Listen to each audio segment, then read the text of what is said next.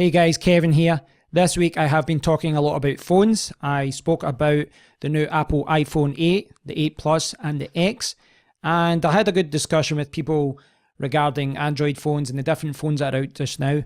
Now, I was speaking to Mark Fern, someone who subscribes to my channel, and we spoke about different phones, Android phones and things like that. Now, I was saying how the main feature that I'm looking for in a smartphone is the video recording. Now, this is the HTC U11, and one of the reasons that I did buy it is because it got really good reviews for the video recording quality. When you looked at the image quality of different phones, to me, they all looked at a very similar standard, and most of the photos I take are kind of in good light, or when I'm on a night out, just kind of silly photos, not things I want to frame or anything like that.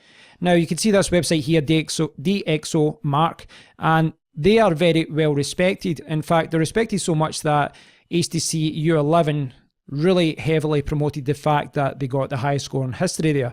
So that was certainly a factor in me buying this phone. So you can see that when a company gets a good review on this, they are quite keen to push it. Now, OnePlus got a review a few months ago as well, and there was some discussions regarding whether that score was justified. The reason being, DxOMark are quite transparent about how they test things. They explain exactly how they test things, how they rate things, whether it be cameras, lenses, or mobile phones. They explain exactly how it works. Now, that's a very good thing to do, I think. I think it's the way to go. But you are kind of teaching a lot of the mobile phone companies how to cheat the test in a way, because you're saying, we rate cameras on these things. So if you can kind of make your app push forward in certain features, you will get a better score. So a lot of people said that the OnePlus, I can't remember the exact score, it got maybe 88 or something like that. And a lot of people say it just wasn't justified. Now, the good news is that they have actually revamped their test. They have, there was an article a few days ago and introducing the new DxOMark Mobile test protocol. And they have changed what they're looking for. And they go through this page. I'll link to this in the description area below. And they explain, different things that they're looking at now. And there's different things at the bottom here. They've got a new zoom subscore based on extensive testing at multiple focal lengths, a new bokeh subscore, low light testing down to 1 lux, motion best test scenes.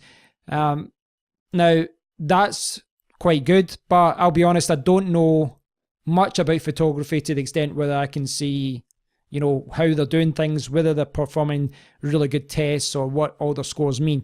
But I think they've made the right decision, because what they're actually doing is going back and reviewing all phones under the new protocol. Now, their reviews take time, so it will take a while for them to kind of catch up with all the phones they reviewed last year. This used to be a more extensive list of phones. You had all the latest phones listed there, but now you've got only these phones that are listed here. I went back and reviewed the old classic Nokia 808. You can see that iPhone 6 isn't doing too well compared to newer phones. iPhone 7 is doing better. The 7 Plus with the dual camera was doing better. Now, I've got the HTC U11 and the Google Pixel is sitting there at the same score. But if I go down to the U11, and this is the new test, you can see they published a lot of the reviews in the one day. Now, they go on and explain in depth how this performs, how the camera can produce great photos. They test lots of things, compare it to the Google Pixel and the Apple iPhone, the 7 Plus, and they do lots of things like that. Again, I'm not too bothered about the image quality, because I think with flagship phones, all the flagship phones are quite good, so it's not something I worry about. But here is the interesting thing. Down at the bottom, they've now got a video score, and they rank video ratings on a number of different things: exposure and contrast, color, autofocus, texture and noise, artifact, stabilization. Now, stabilization is an issue with my phone. With the front camera, it's very shaky to the point where I can't use it for vlogging. I need to keep it fixed on a tripod, and when I move around like that, it's just too shaky.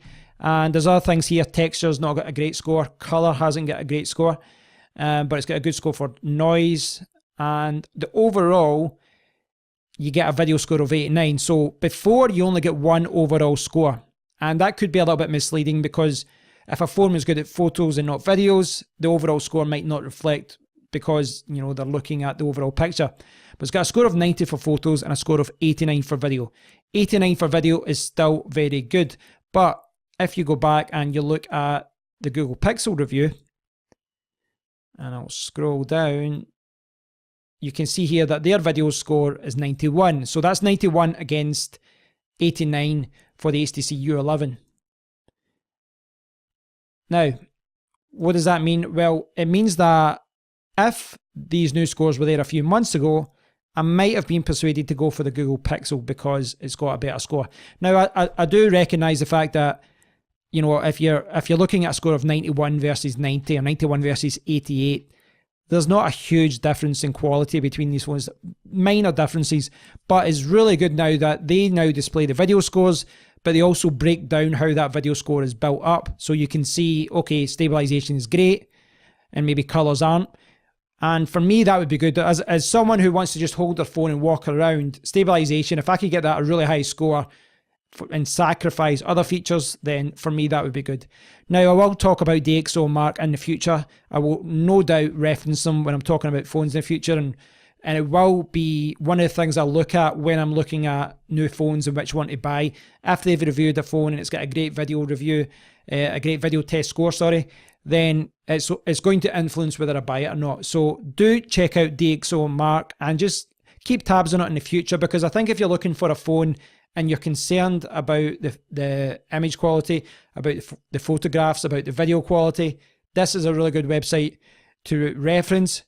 I wouldn't go as far as saying it's the Bible or the gospel or anything like that. I mean, it is a really good reference. It's probably one of the most reliable references and the most in-depth test. But at the end of the day, you do need to look at samples on YouTube and things like that as well to see things for yourself. Thanks for watching, guys. I will link to the articles below and you can check it out. I'd love to hear your view on all of this, and I hope you all have a good weekend. Talk to you all soon. Cheers.